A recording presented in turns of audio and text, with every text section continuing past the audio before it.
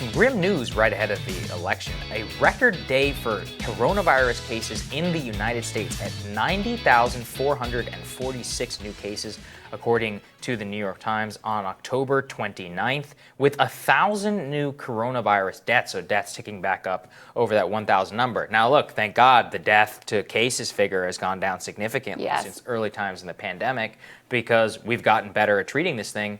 Let's throw that map up there, though, because this has very profound electoral implications.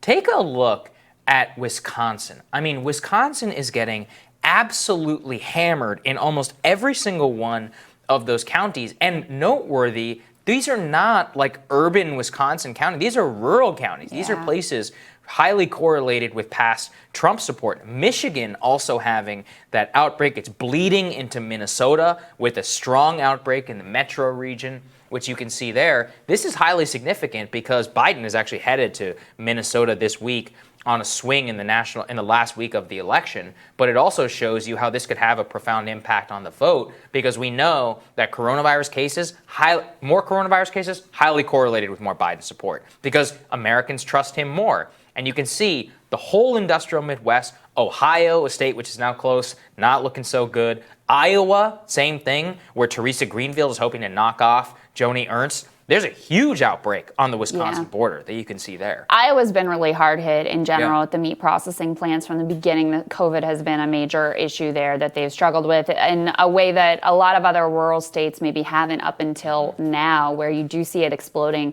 across much of rural America. I mean, just to drill in on the Wisconsin numbers a little bit more, this is from the New York Times. More than 200 coronavirus deaths have been announced in Wisconsin over the past week. So that is a major uptick. And we talked to John Nichols and we asked him, he lives in Wisconsin. He spent years, of course, reporting on the politics there. He spends a lot of time in rural Wisconsin as well. And he said, look, this is the issue. It dominates the headlines every single day.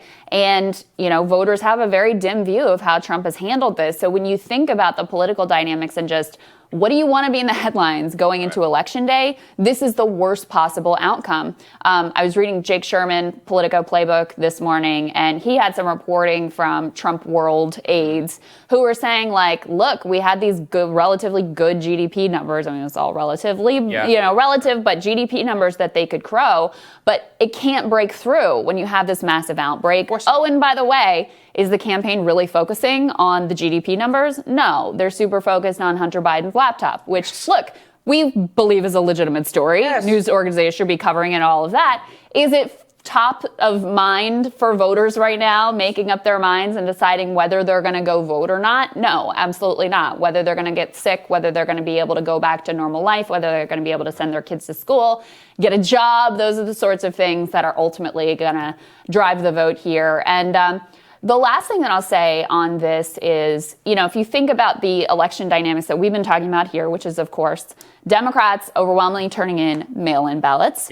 Republicans overwhelmingly expected to turn up on Election Day. If they turn up. Right. And so there's been a lot of talk, justifiably so, about suppression of mail-in ballots and how that's all going to work out. But if you have one political partisan group all turning out on Election Day in the middle of a pandemic and the sort of social distancing, et cetera, that you have to engage in, it could actually be Republicans who are facing the massive wait times where they're like, forget, I got to go pick up my kids. I don't have time to wait in this 3-hour line to be able to go and vote. You could also have people who are elderly who just decide that the risk is not worth it to go and turn out in person. So also just from a, electoral mechanics perspective and what could potentially happen on Election Day, it's a bad sign for Republicans that way too. Well, it's always been this way. And, knocking the easiest way to vote has been a little bit of an electoral folly, which is what Kevin McCarthy said several months ago to Trump's face. He said, you need to stop going after mail-in voting, because that's how a lot of our older senior voters are going to vote. And just to return to the map, let's throw it up there, because there are little other noticed outbreaks which matter significantly.